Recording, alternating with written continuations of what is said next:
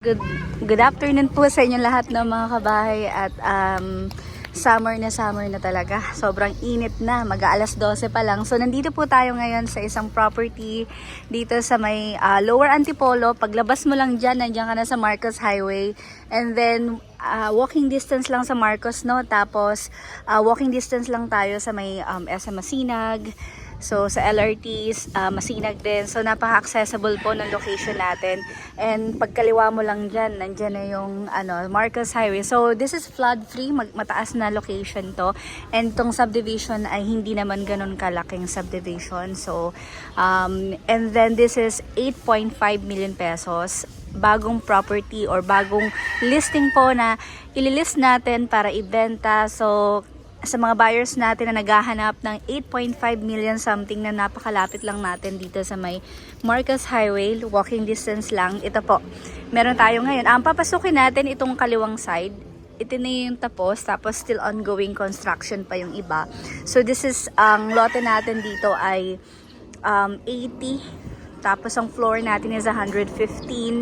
And then 3 bedrooms, 2 toilet and bath, then 1 powder room, tapos 1 parking space. So sa parking natin, mahaba yung parking, no? So hindi siya typical na normal parking na medyo makipot o maluwag. So kasya kahit isa pang motor, then SUV or pickup, kasya po dito ng mga kabahay. So tingnan lang natin yung facade.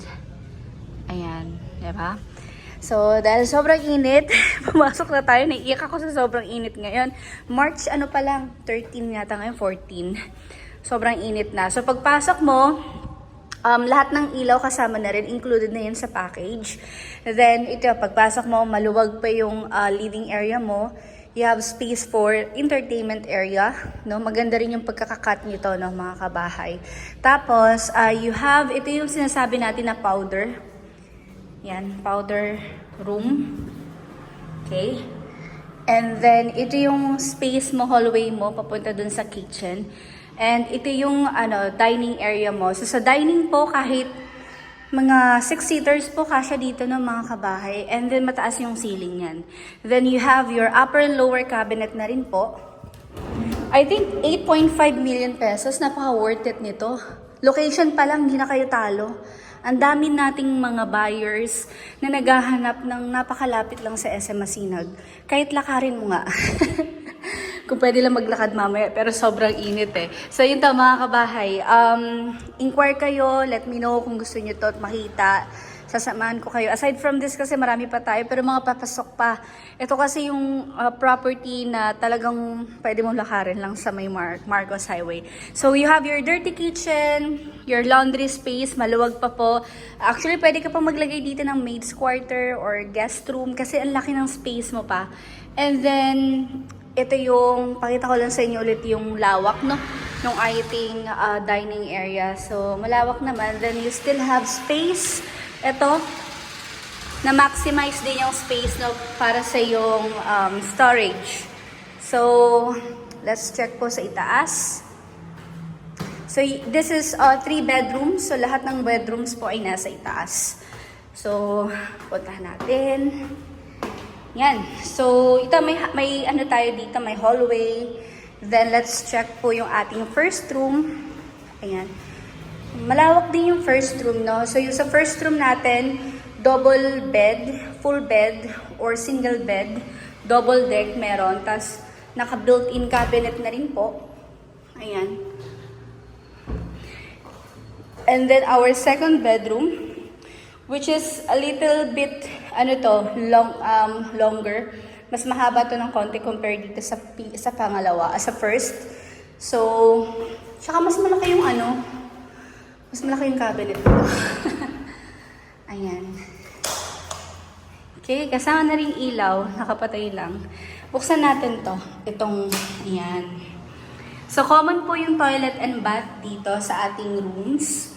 Okay, dito sa first and second room natin, common lang. And then, this is our master bedroom. Ayan, malawak yung master bedroom dito. Ayan. Diba? Tapos may sarili ng toilet and bath yung master. So, yung headboard mo dito, yan po. So, kahit queen size bed, kasyang-kasya po dito. Then, malawak din yung iyong built-in cabinet. Ayan. Okay. Yan. So, 2 weeks na lang. Ano na, mahal na araw. So, nakabakasyon tayo niyan.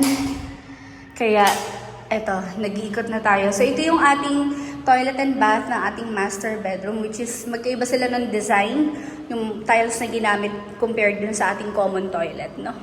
Ayan. Parang mas malawak din to compared dun sa common. So, meron din tong balcony. Tingnan natin. Dito tayo. Ayan. So, ito yung mga community or kapitbahay natin dito sa area. And, ayun, mukhang tahimik naman sa area na to, sa subdivision, napakalit lang. Pag-ikot mo lang yan, palabas ka na ng Marcos Highway. So yun po, mga kabahay, kung gusto niyo pong makita ng personal, let me know. This is 8.5 million pesos. Bali, 20% yung down payment, then yung remaining is through bank financing na po. Yun. So, huwag niyo pong kalimutan mag-subscribe sa channel namin.